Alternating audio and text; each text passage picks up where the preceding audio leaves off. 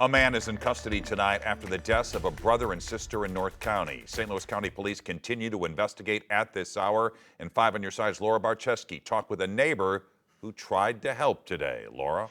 Mike, one of the neighbors tells me he ran straight into danger when he heard the shooting happening outside his house. He did everything he could to try and help the 2 victims.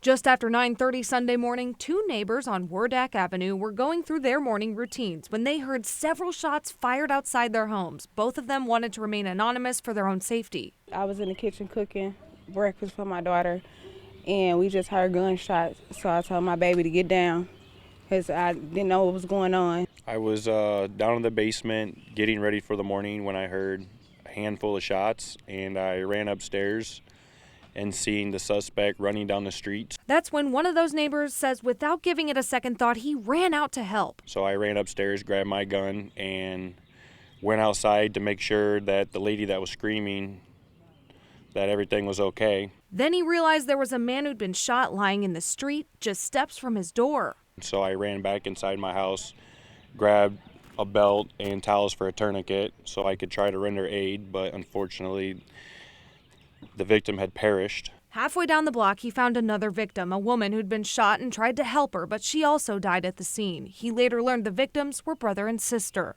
When police arrived, they actually thought he was a suspect because a neighbor saw him with a gun when they called 911, but he was able to explain what happened and actually gave them a description of the suspect. We had heard from the detectives, I believe the guy had ordered an Uber. He did it and then had an Uber ready for him so he could get out of here. They saw him getting into a car and they thought it was weird, so they pulled that car over and stopped the Uber drivers. Police say they arrested the man and recovered the gun. While that's a relief to both neighbors, it's going to be tough to sleep at night.